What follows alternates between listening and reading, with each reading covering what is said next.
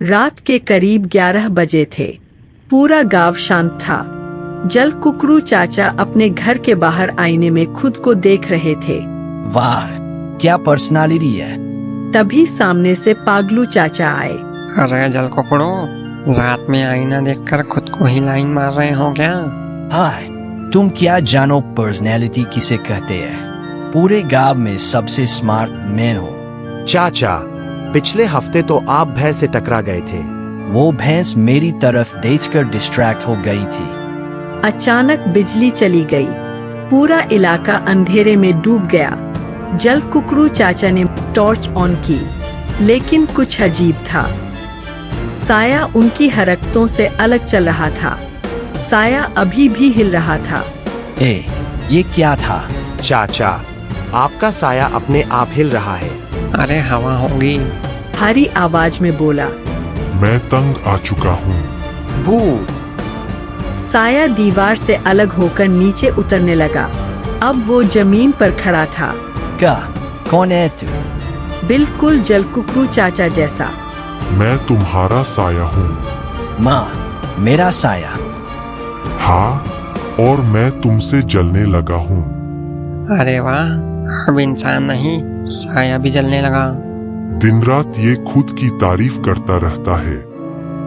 मैं सबसे स्मार्ट हूँ, मैं सबसे ताकतवर हूँ। अब और नहीं सहा जाता। चाचा, आपका साया भी परेशान हो गया। ऐसा है, भूल मत, तू मेरी वजह से है। गलत, तू मेरी वजह से दिखता है। ये लाइन तो भारी थी भाई। साया अचानक लंबा होने लगा। उसका आकार पूरे कमरे में फैल गया। मुन्ना डर के मारे पागलू चाचा के पीछे छिप गया। आज से गांव में सिर्फ एक जल कुकरू रहेगा, और वो मैं हूँ। साय ने जल कुकरू चाचा की चाल, आवाज और मूंछों की स्टाइल तक कॉपी कर ली।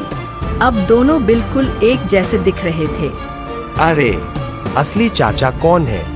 मैं असली हूँ।